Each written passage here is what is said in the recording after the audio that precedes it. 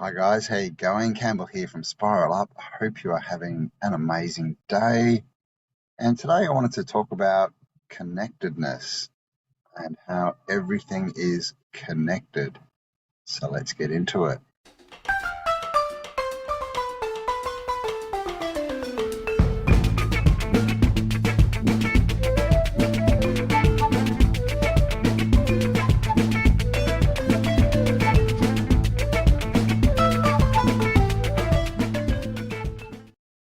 Connectedness. Now, when we talk about this concept, we normally talk about people being connected, through energy or us being connected to, God or nature or a higher power, our higher selves, all these things. But I went out and I had a chat with one of the local Indigenous elders, Uncle Lewis, the other day, and he was talking about, when you cut yourself and you're in the water, then that blood, that DNA, then gets cycled through the water.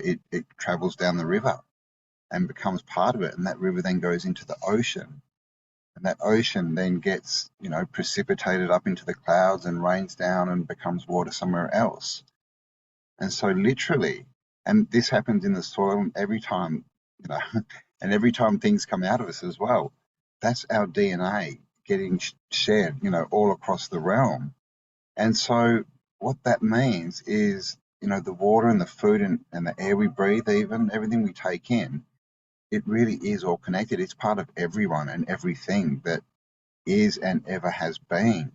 This is just a cycle that keeps going around. And, I guess we're taking on aspects of other people's experiences or other beings' experiences because we are literally picking up, part of them. We've got them in us.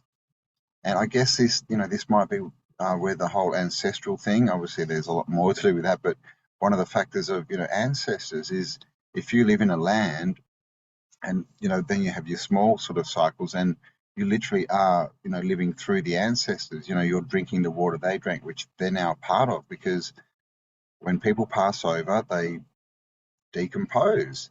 Now, all of that body goes into the soil, which then gets spread out, all the microorganisms spread it out, and it becomes part of something else, right? And would eventually get into the water system and travel around and ultimately become us, become part of us. So I just found it an interesting concept. I was just thinking about like we literally, like physically and energetically, are everyone. We're living in a world that is made up, you know, through everyone else's DNA, through their experience, through their energy. It travels down the waterways into the oceans, gets rain back on the land, which then helps plants grow. And we eat the plants, and then we, put put stuff back into nature. It's just this big cycle. So, when you're talking about connectedness, it's often very, woo and out there and new agey. These concepts that we don't really experience, but I think it's just a different way to look at it, right? We are all connected, and not that it's consciously experienced, but we do experience it, right? So every breath we take, everything is the past. It's the experience of everyone who has come before us. And I guess this is why we need to listen. Right? All that wisdom is in the earth. It's in country. It's encoded.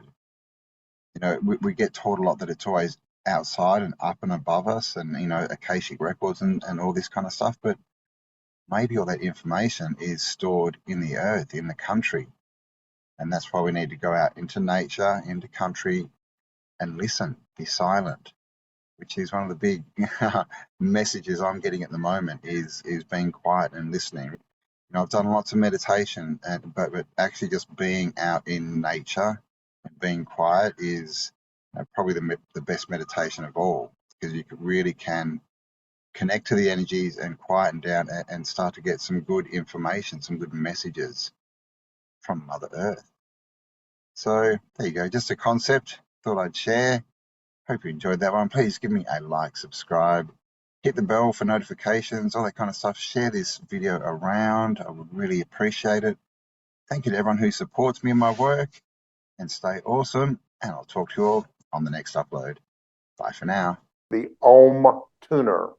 And probably most people listening to have heard of the Om as a Hindu sound, which represents primordial sound. It means one of the first sounds of energy becoming matter through vibration, gave off a sound. Okay. And that sound is the Om sound.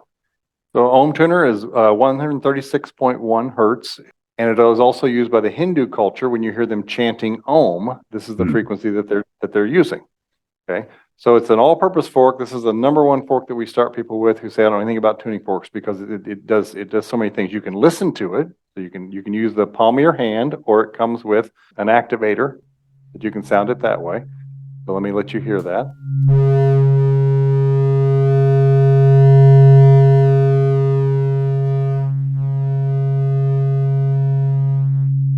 All right, so that's an Om tuner. Now so because it's got the weights, what the weights do is they take the sound and they push it down through the stem so that you can then feel it on the body. So it's an all-purpose fork in the point that you can listen to it and help yourself with grounding and relaxation and meditation.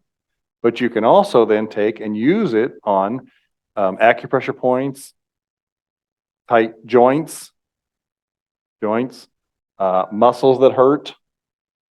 Great for sinuses along that sinus bone. Vibration is always the way. It has always been the way that we have made this kind of leap into the next level of our evolutions.